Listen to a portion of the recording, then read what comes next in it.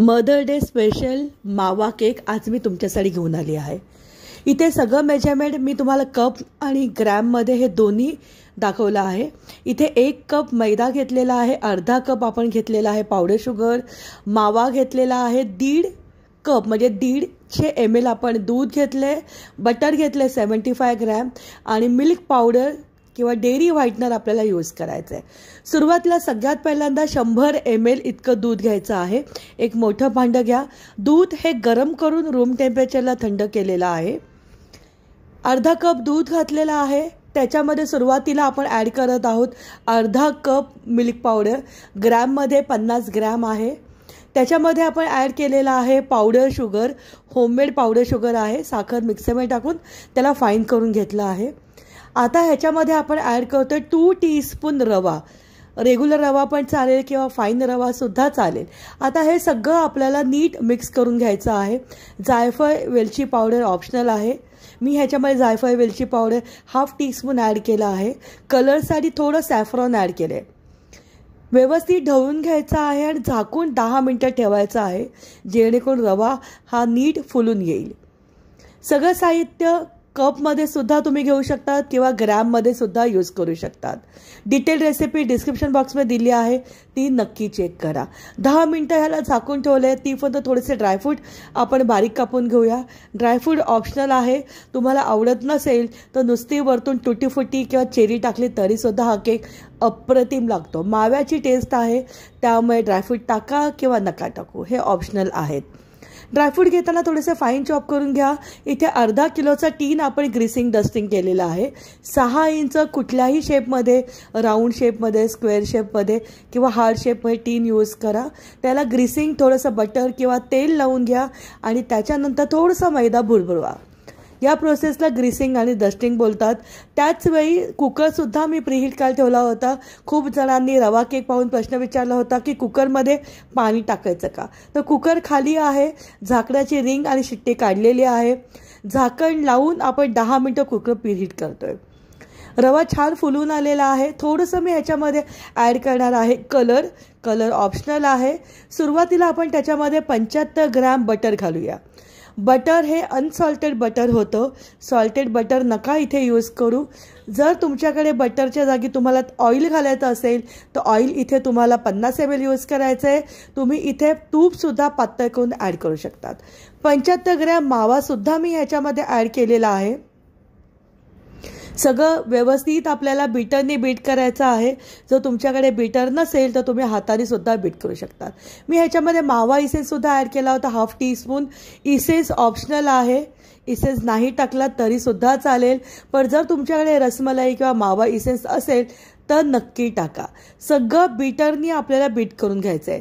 समजा तुमच्याकडे बीटर नसेल तर तुम्ही हाताने सुद्धा विक्सनी ह्याला मिक्स करू शकतात किंवा सरळ मिक्सरच्या जारमध्ये टाकून ह्याला तुम्ही मिक्सरमध्ये सुद्धा फाईन पेस्ट करून घेऊ शकतात। माझ्याकडे बीटर आहे, त्यामुळे बीटरनी नीट मी ह्याला बीट केलं होतं। कलर ऑप्शनल आहे, ऑलरेडी मी सॅफ्रॉन टाकला होता, पण व्हिडिओमध्ये थोडंसं जास्त छान दिसण्यासाठी म्हणून मी ह्याच्यामध्ये येलो कलर ॲड केले आहे। तयार झालं आहे हे आपलं बॅटर।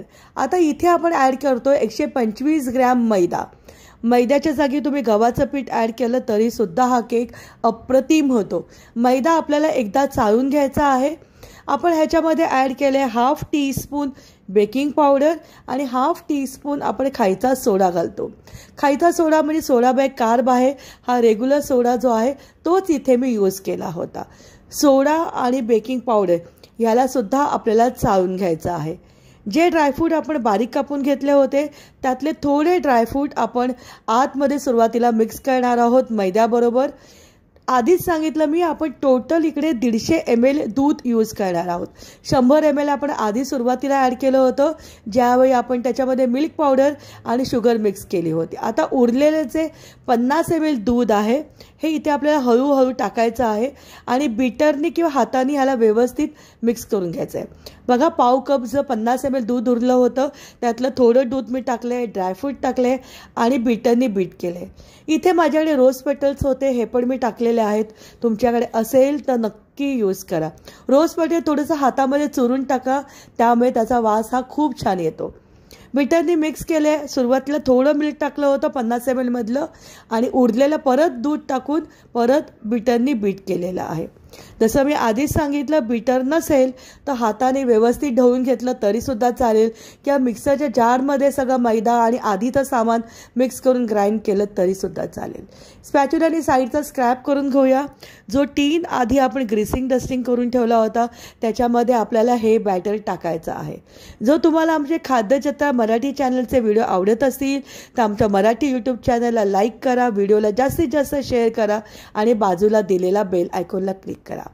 मदर डे स्पेशल हा मी तुम्हाला मावा केक दाखवत आहे. माझ्या आईला हा केक खूप आवडायचा. आता आई तर नाही आहे पण तिची आठवण म्हणून हा दरवर्षी मी मावा केक बनवते. तीच रेसिपी मी आज तुमच्याबरोबर शेअर करत आहे. खूप जण टीनला टॅप करतात तर इथे टीनला आपल्याला टॅप नाही करायचं आहे. जस्ट स्पॅच्युलाने हळूवार आपल्याला वरतून फिरून घ्यायचं आहे.